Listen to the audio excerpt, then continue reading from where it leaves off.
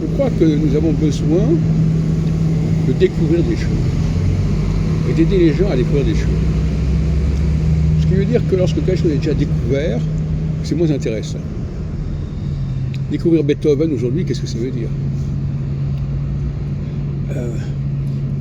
Nous sommes attirés par des gens qui ne sont pas encore révélés à eux-mêmes et au monde et dont on a envie de s'occuper.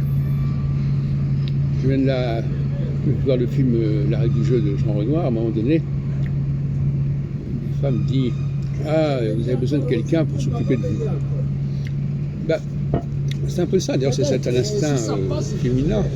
Et souvent d'ailleurs, s'applique plutôt dans le rapport de la femme à l'homme plutôt que de la femme à une autre femme.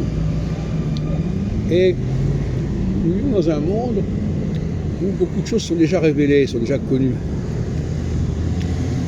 Et bon, dans le cas par exemple d'Éric Zemmour, c'est intéressant parce que d'Éric Zemmour, on peut dire que les gens l'ont découvert, l'ont aidé à se découvrir. Mais quand il s'agit de faire connaître des gens qui sont déjà connus, c'est beaucoup moins excitant. Donc, voilà ce que je voulais dire. Je voulais dire que dans tous les domaines, il est important d'avoir quelque chose de nouveau à signaler, quelque chose qui a été inaperçu, qui a été insoupçonné.